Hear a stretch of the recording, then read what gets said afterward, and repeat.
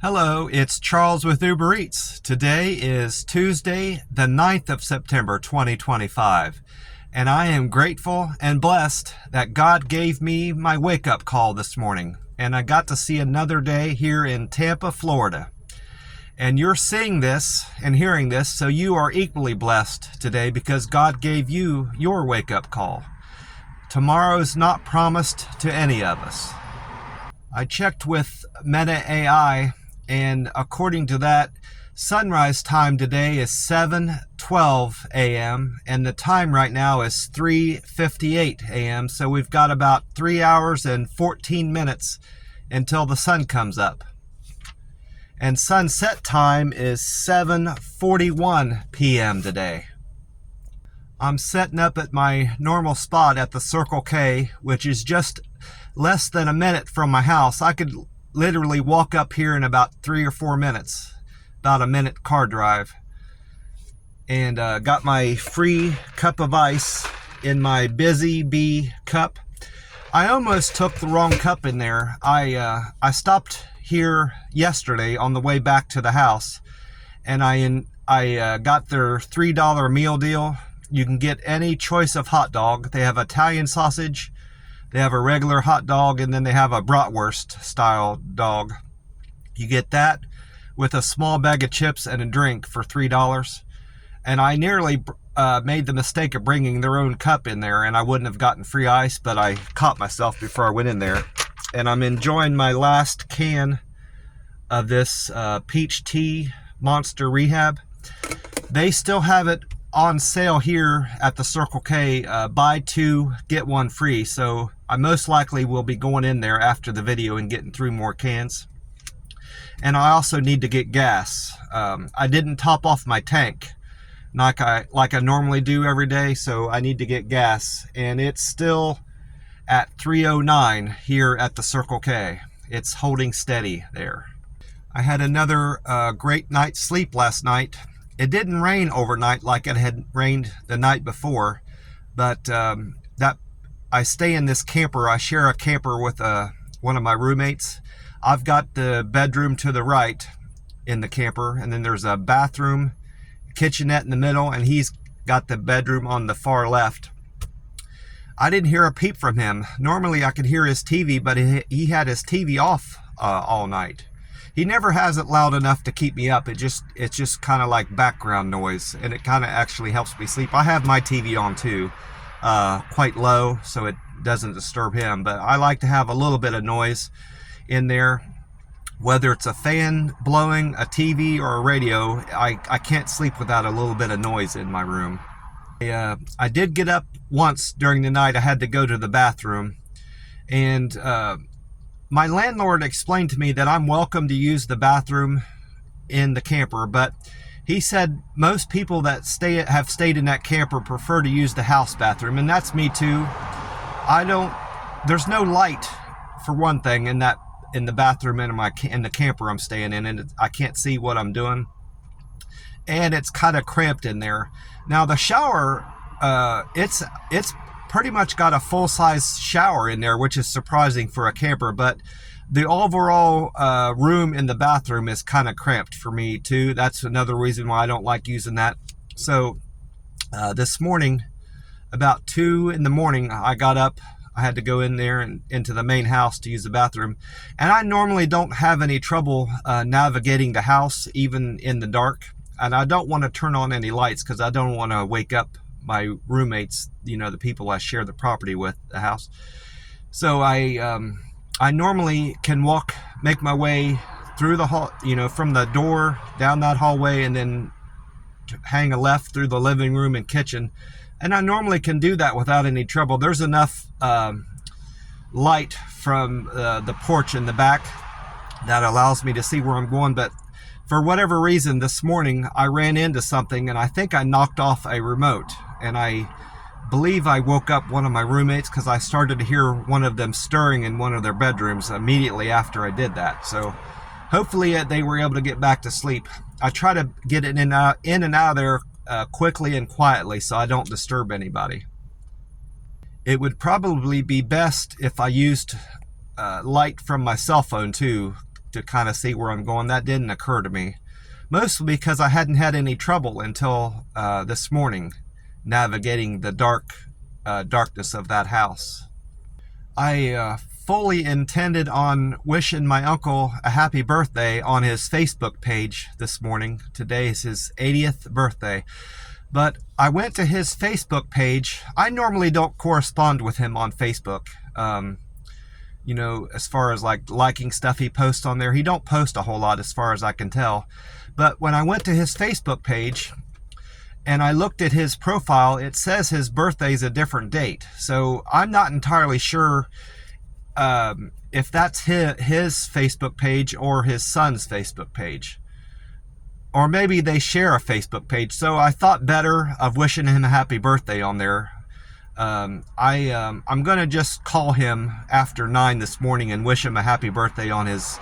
If he answers his call, I'll talk, wish him a happy birthday. If it goes to his answering machine, I'll just leave a birthday wish on his answering machine. And that'll have to be good enough. I never got around to getting him a birthday card this year. I probably should have, now that I think back on it. Kind of regret I didn't now.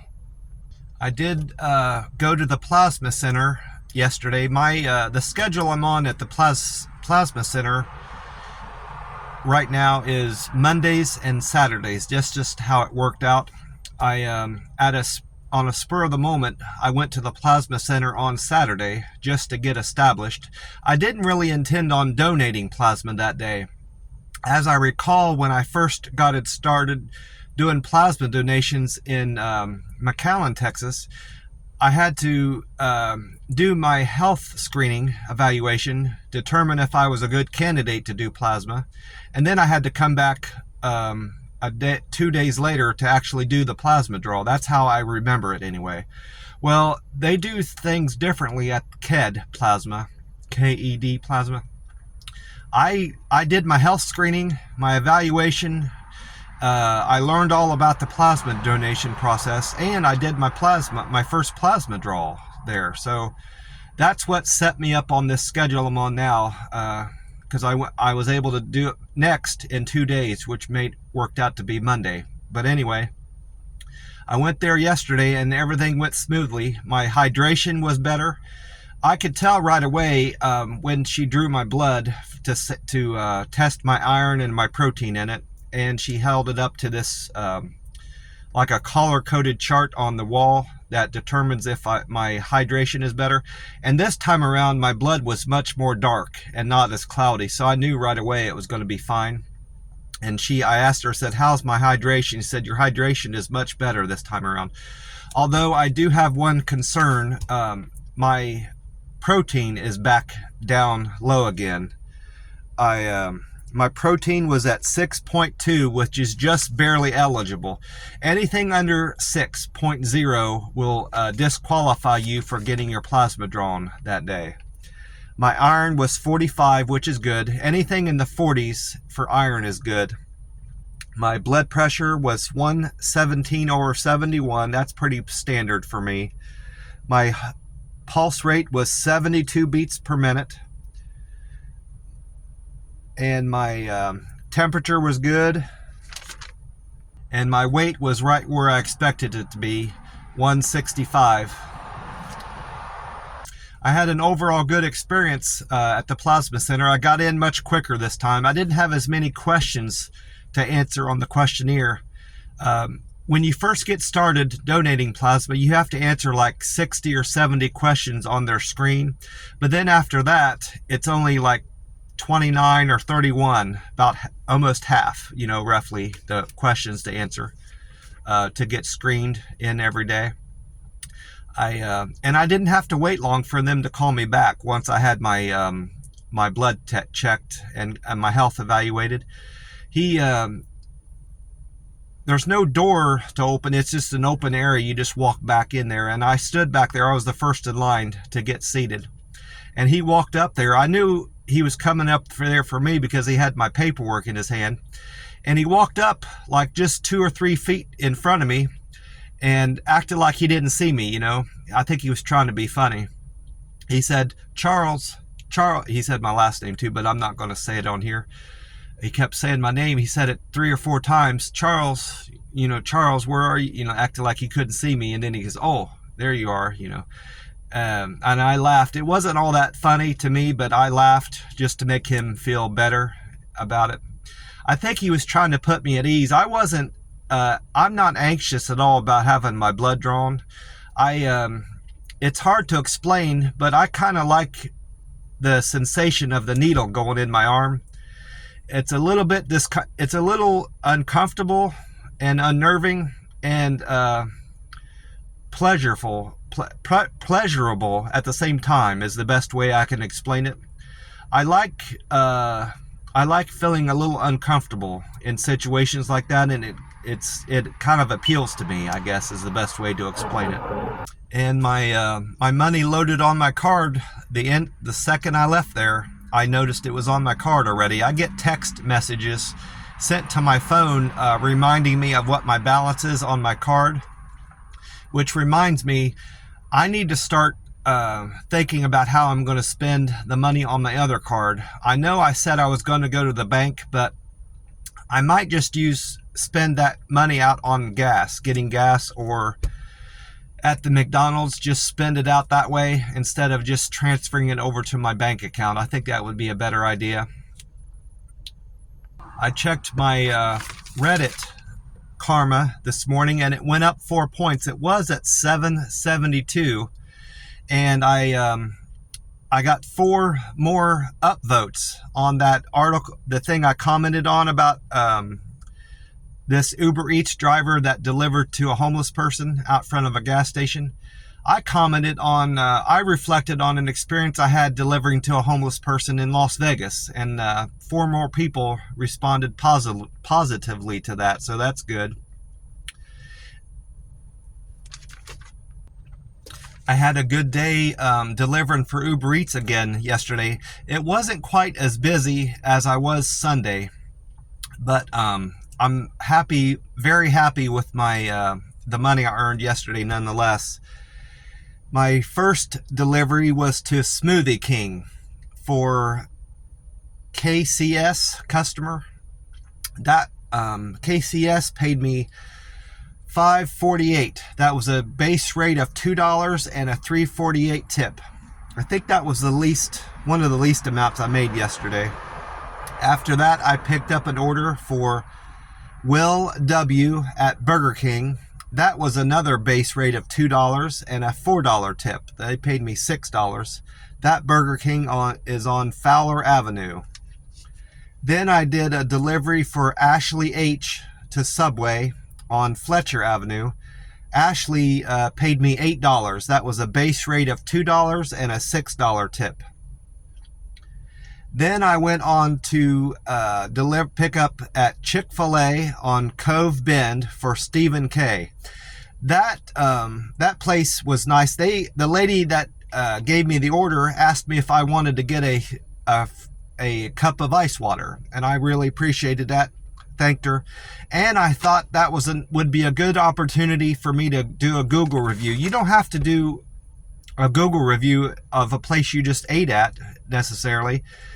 You can write a review on any kind of experience you have at a place, even if you're not patronizing them. So I took the opportunity to write a Google review to thank the nice lady at the Chick-fil-A and remark on how clean the restaurant is and the bathroom. I used the bathroom while I was there. So I increased my Google score, local Google reviewer score also by visiting that Chick-fil-A. I think I wrote down my results for that too. My pictures went up on Google from 439 out of 1,000 to 450. I also posted a review for the laundromat. I took pictures of the laundromat I went to yesterday when I got caught up with my laundry. And I'm now 550 pictures away, posted on Google, of making my goal of being a master photographer. And my points went up too. I was at 6,139 points earned on as a Google reviewer to 66302. And once I have 10,000 points as a Google reviewer, I'll be a level 8 local guide on Google. And then after I dropped off that order at the Chick-fil-A, I had a pickup at Culver's on North Nebraska Avenue for Jacob D. Now that order became a double because on the way to Jacob's house, I had a Mi Pueblo Bakery order come through for Fear. I'm not sure how to say that name. F-E-R-P, Fur, P was their last initial. That bakery is on North Armenia Avenue. Now Jacob's order was $2.28 base rate and a $4.80 tip, paying me $7.08. And then the Mi Pueblo Bakery was a $4.01 base rate with a $4.07 tip, paying me $8.08. So that ended up being an over a $15 delivery. That was my best trip of the day. And then the 7th delivery was a pickup at Fresh Kitchen on Bruce Downs Boulevard for Sheena. Sheena paid me $7.01. That was a base rate of $4.02 and a $2.99 tip. Then my 8th delivery was from Taco Bell on Mapledale Boulevard for Bernard. Bernard was the least paying order of the day, paying me $5.08. Base rate of $2.99 and a tip of $2.09. And then I did a Walgreens for $7.06. I'm not sure how the base rate or tip worked out on that because two things about that order. Had I known it was a double customer, it was a 2-customer order to pick up at Walgreens, I wouldn't have picked that up. It didn't pay right for that. But I wasn't gonna cancel it because I don't want my cancel rate to go down. Right now I'm at cancel rate of 1%. I don't want that to go down, get worse, go to 2, 3, or 4. I want to stay at 1% or even better. And while I'm thinking of those metrics, I'm my Uber satisfaction, that's how customers judge my performance. I'm 98% of my customers are happy with my service. My acceptance rate has gone up to 41%, and my on time is still at 99%. My deliver with care went up yesterday. It went up from 311 to 312. My quick and efficient went up to 268 by 1 point. My friendly score went up 1 to 267. My perfect handoff went up 1 to 250, and my good communicator went up 1 to 232. I started asking my customers, the ones that I engage with personally, if it's a meet me at the door order, I started asking them if they would rate me in the app. I would greatly appreciate that. Or I'll say I like getting feedback from my customers. I'd appreciate a thumbs up. Can you do that for me? And if I don't have the opportunity to engage them personally, I will send them a text. I'll mention that in a text message. I also continued to send pictures to all my customers of their order when I'm still at the restaurant. I did that with every customer except the very last customer that I was picking up those prescriptions. I didn't think it would be appropriate to take a picture of their prescription and send it to them. That probably wouldn't be the best thing for me to do, so I didn't do that on my last order. But all that engagement I did yesterday paid off because my score went up 1. So I'm happy with that. I forgot to mention about McDonald's. I did go to McDonald's yesterday morning before my Uber Eats deliveries, and I think they are starting to phase out, McDonald's that is starting to phase out their free refills on their senior coffees or their coffees in general. Because yesterday, when I went up to get my free refill, she had to plug into the computer that I was getting a refill, a free refill. And she had to charge it to her put it in the system that she gave out a free refill. And that's something they never done before. They didn't charge me for it. They just went through that procedure, and they never have done that before. I went online to see if McDonald's is phasing out their free refills, and then according to Google, they are, for a couple reasons.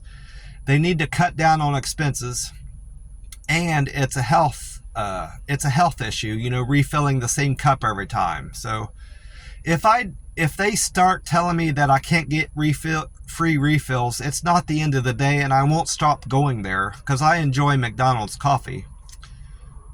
But it's just something I need to be mindful of in the future.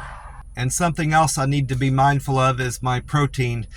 I most likely need to get back on the same routine I was in McAllen, where I was going to the Chinese buffet and eating a more balanced diet the day I go to the plasma center, because like I mentioned, my protein is starting to dip back down again. It was 6.2, and I don't want to jeopardize my being able to go to do the plasma center donation twice a week like I want to do.